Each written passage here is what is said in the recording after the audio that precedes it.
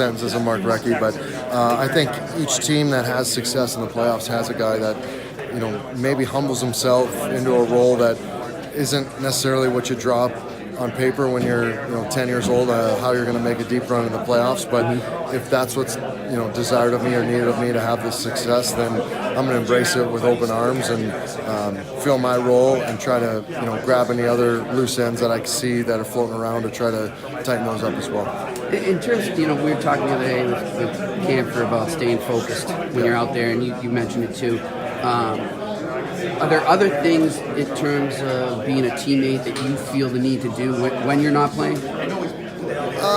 There's some communication going on outside the rink that's maybe extracurricular, but checking in on guys, seeing how they're doing, especially if they're having a difficult time, or maybe you see them not as chipper as they normally are, or not as much energy as they normally have. If you can pick those guys up and give them a little boost and let them know that they matter and they're a huge part of this team, all of a sudden the next game you get something great out of them, and that's we've needed those types of efforts for 2 rounds and going to be for hopefully another 2 rounds. I said, there's a parallel. I got to know Rex pretty well when he was here, and one parallel I see between the two of you, obviously, is the leadership, but also just your knowledge of the game and your appreciation for the players today, the players before you. Do you make a point to learn as much as you can about the past and the present?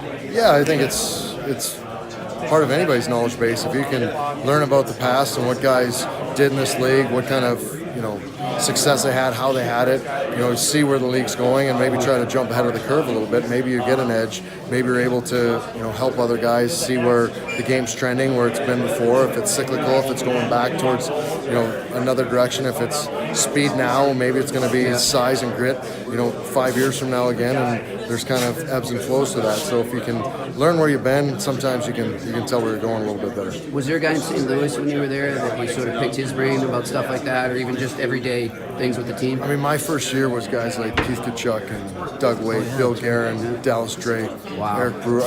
I was sitting there going, these are the guys that I watched on Team USA growing up. This is amazing. So I was kind of the quiet mouse in the room, absorbing everything that I could, and from those guys, talking about guys they played with, tried to have that firsthand knowledge of that. Do you kind of see, sometimes you ever notice the younger kids sort of doing that as well, just kind of being a fly on the wall? No, they got phones in their hands. They're too busy doing that. We've got a great group of younger guys here that seemingly, are always all ears, but definitely they play more video games than we ever did. Hey, nothing like Sega 94. That's right.